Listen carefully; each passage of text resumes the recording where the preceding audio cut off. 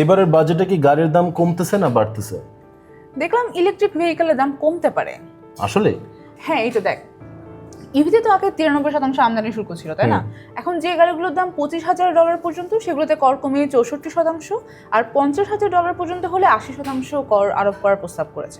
আর 2000 সিসির গাড়িতে দেখলাম গাড়ি ভিতে সম্পূরক শুল্ক কমানোর প্রস্তাব দেওয়া হয়েছে।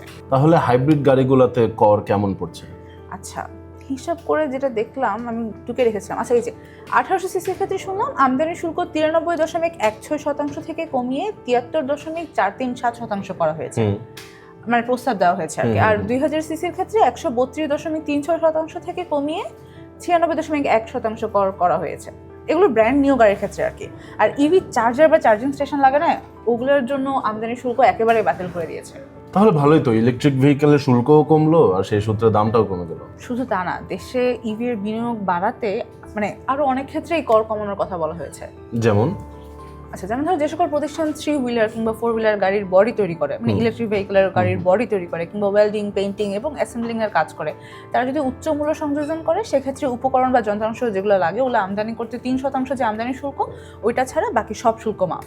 আর কম মূল্য সংযোজন করলে ওই আমদানি শুল্কটা তখন হয়ে যাবে 15%। আচ্ছা, এই উচ্চ মূল্য সংযোজন, কম মূল্য সংযোজন, এটা মানে কি? আচ্ছা, এটা মানে হচ্ছে প্রোডাক্টের ভ্যালু অ্যাড করা। তারপর আচ্ছা, ই বাইকের কথা বলেছি, ই বাইকের ক্ষেত্রেও কিন্তু অনেকাংশে কর ছাড় দিচ্ছে।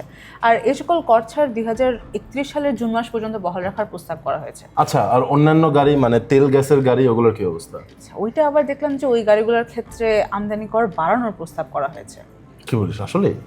হ্যাঁ, তাই তো দেখলাম যে 1200 থেকে 1600 সিসির গাড়ির শুল্ক বাড়ানোর প্রস্তাব করা হয়েছে।